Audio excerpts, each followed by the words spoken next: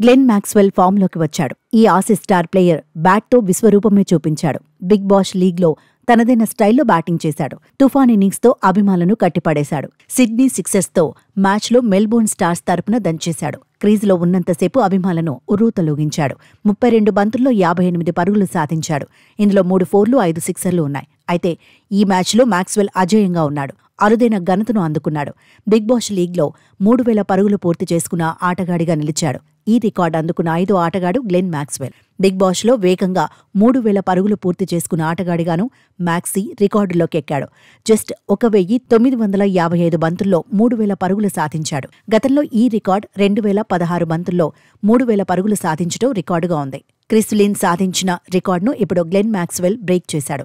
Big Bosch లీగ్లో ఈ star player 110 ఇన్నింగ్స్ల్లో బరిలో దిగాడు. 3047 పరుగులు సాధించాడు. ఇందులో 2 సెంచరీలు, 19 హాఫ్ సెంచరీలు ఉన్నాయి. బిగ్ బాష్ లీగ్లో ఎక్కువ పరుగులు చేసిన ప్లేయర్ల జాబితాతో మాక్సీ 5వ స్థానంలో ఉన్నాడు. మాక్స్వెల్ ఫామ్ అందుకోవడంతో అతడి అభిమానులు ఖుషి అవుతున్నారు. ఐపీఎల్లోనూ ఇరగదీయాలని కోరుకుంటున్నారు. ఐపీఎల్లో మాక్స్వెల్ పంజాబ్ కింగ్స్ తరపున బరిలో దిగబోతున్నాడు. గతంలోనూ పంజాబ్ తరపున ఆడిన అనుభవం ఉంది. అయితే గత సీజన్లలో మాత్రం ఆర్సీబీ తరపున పెద్దగా ఇంపాక్ట్ చూపించలేకపోయాడు. ఆల్రౌండర్ రోల్కు న్యాయం చేయలేకపోయాడు. గత సీజన్లో 10 మ్యాచ్లకే పరిమితమయ్యాడు. 52 పరుగులే సాధించాడు. డకౌట్ల పరంగానూ చెత్త రికార్డుతో పరేషాన్ అయ్యాడు. గత సీజన్లో 6 వికెట్లు తీసిన మాక్స్వెల్ 8.06 ఎకానమీతో పరుగులిచ్చేశాడు. అయితే రాయల్ ఛాలెంజర్స్ బెంగళూరుకో మాక్సీ భారమయ్యాడన్న చర్చ జరిగింది. దీంతో ఆసీస్ స్టార్ ప్లేయర్ను ఆర్సీబీ వదిలేసుకుంది.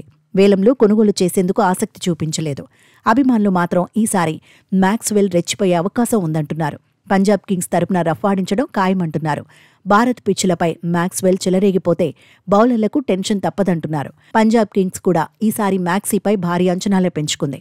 భారత్ ఆతిథ్యమిచ్చిన వన్డే వరల్డ్ కప్లో ఆసీస్ విజయంలో ఈ స్టార్ ప్లేయర్ ఆకట్టుకున్నాడు. చేజింగ్లో 100 కొట్టి ఔరా అనిపించాడు.